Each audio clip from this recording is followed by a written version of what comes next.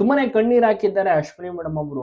ಅಪ್ಪು ಅವರು ಬಿಟ್ಟೋದಂತ ಟೈಮಲ್ಲಿ ಯಾವ ರೀತಿ ನೋವಾಗಿತ್ತೋ ಇವತ್ತು ಚಿತ್ರರಂಗಕ್ಕೆ ಆ ರೀತಿ ನೋವಾಗಿದೆ. ಯಾಕೆಂದ್ರೆ 47-48 ವರ್ಷ ಅಷ್ಟೇನೆ ದಿಲೀಪ್ ರಾಜ್ ಅವರಿಗೆ ನಟ, ನಿರ್ದೇಶಕ ಮತ್ತು ಅದ್ಭುತವಾದಂತಹ ನಿರ್ಮಾಪಕ ಕೂಡ ಹೌದು. ಒಳ್ಳೊಳ್ಳೆ ಸಿನಿಮಾಗಳಲ್ಲಿ ನಟಿಸಿದ್ದಾರೆ. ಒಳ್ಳೊಳ್ಳೆ ಸಿನಿಮಾ ಜೊತೆಗೆ ಧಾರಾವಾಹಿಗಳಲ್ಲೂ ಸಹ ನಟಿಸಿ ಪ್ರಶಸ್ತಿಗಳನ್ನ ಕೂಡ ಪಡೆದುಕೊಂಡಿದ್ದಾರೆ. ನಿರ್ದೇಶನದ ತಮಕ ಮಾಡಿದ್ರು. ಇವತ್ತು ಕೂಡ ಶೂಟಿಂಗ್ ಇತ್ತು. ಬಟ್ ಬೆಳಗ್ಗೆ ಒಂದು ಘಟನೆ ಎಲ್ರಿಗೂ ಕೂಡ ಒಂದು ಬೇಸರ ತರಿಸುವಂತ ಇದ್ದ ತಕ್ಷಣ ಎಲ್ರೂ ಒಂದು ಶಾಕ್‌ಗೆ ಒಳಗಾಗ್ತಾರೆ. ಅದು ದಿಲೀಪ್ ರಾಜ್ ಅವರ ಅಗಲಿಕೆ ಆಗಿರುವಂತಹ ಒಂದು ವಿಚಾರ. ಎಲ್ಲರೂ ಕೂಡ ಹೋಗಿ ಅಂತಿಮ ದರ್ಶನವನ್ನ ಪಡೆಯುತ್ತಿದ್ದಾರೆ. ಅಶ್ವಿನಿ ಮೇಡಮ್‌ಗೂ ಕೂಡ ದಿಲೀಪ್ ರಾಜ್ ಪರಿಚಯವಿತ್ತು. ಹಲವು ವರ್ಷಗಳಿಂದನೇ ಸಿನಿಮಾ ಮಾಡುವಂತಹ ಟೈಮ್ ಎಲ್ಲ ಇವ್ರಿಗೂ ಕೂಡ ಗೊತ್ತಿತ್ತು. ಅಪ್ಪು ಅವ್ರಿಗೂ ಕೂಡ ದಿಲೀಪ್ ರಾಜ್ ಅಂದ್ರೆ ಇಷ್ಟ, ಅವರ ನಟನೆ ಅಂದ್ರೆ ಕೂಡ ಇಷ್ಟ ಆಗಿತ್ತು.